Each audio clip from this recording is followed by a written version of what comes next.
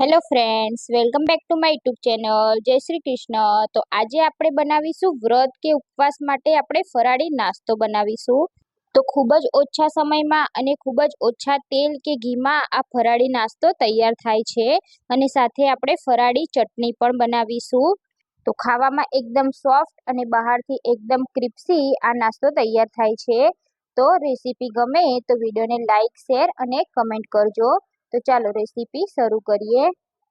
તો આ ફરાળી નાસ્તો બનાવવા માટે મેં અહીંયા 1 કપ જેટલો મોરૈયો લીધો છે. તો મોરૈયો આપણે 1 કપ લેવાનો છે અને 1/4 કપ આપણે સાબુદાણા લેવાના છે. તો મિક્સર જારમાં આને આપણે પીસી લેવાનું છે. તો આ રીતનું અચકચરું આપણે પીસવાનું છે.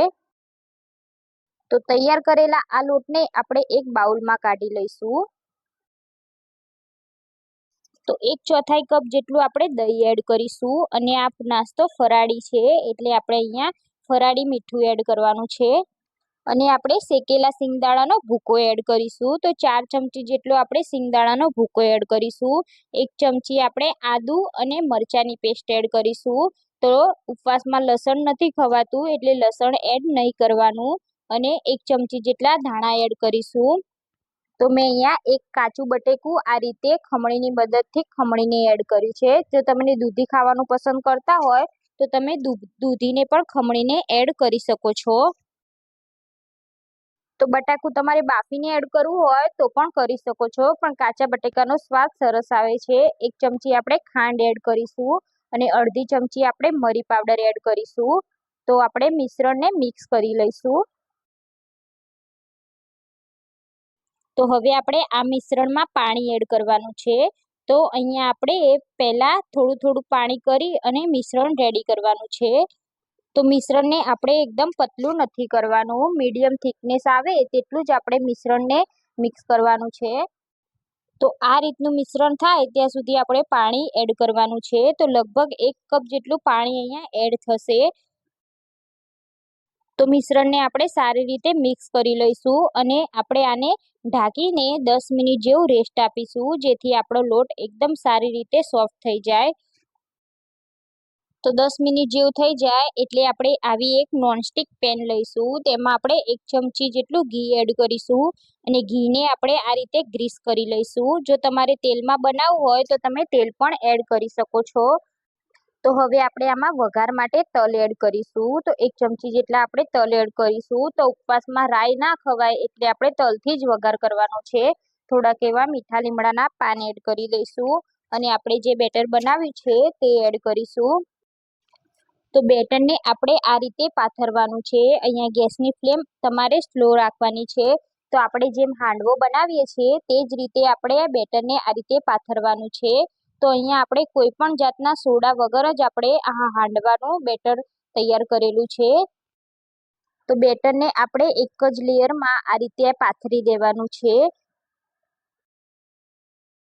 તો આ રીતે આપણે બેટરને પાથરી દીધું છે. હવે આપણે આને ઢાંકી અને 5 મિનિટ જેવું એકદમ ધીરા તાપે થવા દેવાનું છે. તો ત્યાં સુધી આપણે ફરાળી ચટણી બનાવી લઈએ. તો એના માટે મેં અહીંયા કોથમીરના પાન ડાળી સહિત જ લીધા છે. એમાં લીલા મરચાં એડ કરી દઈશું. તો લીલા મરચાં તીખાસ પ્રમાણે એડ કરી શકો છો. એક નાનો આદુનો ટુકડો એડ કરીશું. 1 ચમચી જીરું એડ કરીશું અને 1 ચમચી જેટલા સિંગના દાણા એડ કરીશું. 1 ચમચી જેટલું મીઠું એડ કરીશું. ફરાળી મીઠું એડ કરવાનું છે અને અડધી ચમચી ખાંડ એડ કરીશું. તો થોડુંક પાણી એડ કરી પેસ્ટને વાટી લઈશું. તો અહીંયા 10 મિનિટ પછી આપણે આને ચેક કરી લઈશું. તો ઉપરથી થોડું આપણે ઘી સ્પ્રેડ કરી દઈશું. તો તમે જોઈ શકો છો આ રીતનું ઉપરથી ડ્રાય થાય આને આપણે પલટાવવાનું છે. તો પલટાવવા માટે આપણે કોઈ પણ તાવેતા વગર જ આપણે આને પલટાવીશું. તો આપણા જે ઢાંકણું છે તેના પર આપણે આ રીતે ઊંધું કરી દઈશું.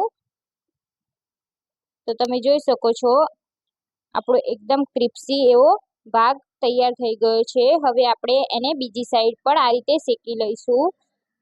તો ઢાંકીને આપણે 4 થી 5 મિનિટ એને થવા દઈશું. તો ઉપરથી આપણે ઘી લગાવી દઈશું.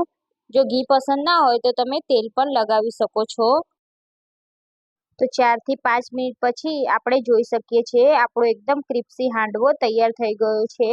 એવી જ રીતે આપણું બેટર જે વધેલું છે એવી જ રીતે આપણે બીજો પણ હાંડવો આ રીતે મૂકી દઈશું. તો એના માટે આપણે ફરીથી વઘાર કરીશું. તો તલ અને મીઠા લીમડાના પાન એડ કરી દઈશું. તમે અહીંયા જીરું પણ એડ કરી શકો છો. હવે આપણે જે બેટર વધ્યું છે તે આ રીતે પાથરી દઈશું. તો સેમ એવી જ રીતે આપણે આને પણ 5 મિનિટ જેવું આ સાઈડ અને 5 મિનિટ જેવું પાછળની સાઈડ શેકી લઈશું. તો તમે જોઈ શકો છો આપણો એકદમ ક્રિસ્પી એવો હાંડવો તૈયાર થઈ ગયો છે. તો આને બનાવતા ખૂબ જ ઓછો સમય લાગે છે. ઇન્સ્ટન્ટ આપણો હાંડવો બની જાય છે. સાથે આપણે ફરાળી ચટણી પણ રેડી કરી લીધી છે. તો આ ફરાળી હાંડવો તમે કોઈ પણ ઉપવાસમાં ખાઈ શકો છો. નાના બાળકોથી લઈ મોટા બધાને ભાવે એવો ટેસ્ટી નાસ્તો રેડી છે. તો આ નાસ્તો આ ગ્રીન ચટણી સાથે ખાવામાં ખૂબ જ સરસ લાગે છે. તો તમે આને દહીં સાથે પણ ખાઈ શકો છો. તો તમે પણ આ રીતે ઘરે જરૂરથી ટ્રાય કરજો અને તમારો અનુભવ મને કમેન્ટમાં જણાવજો. જો તમને મારી રેસીપી સારી લાગી હોય તો મારા વિડીયોને લાઇક, શેર અને કમેન્ટ કરજો અને મારી ચેનલને સબસ્ક્રાઈબ ના કરી હોય તો ચેનલને સબસ્ક્રાઈબ કરી લેજો. તો ફરી મળીએ નવી રેસીપી સાથે. જય શ્રી કૃષ્ણ.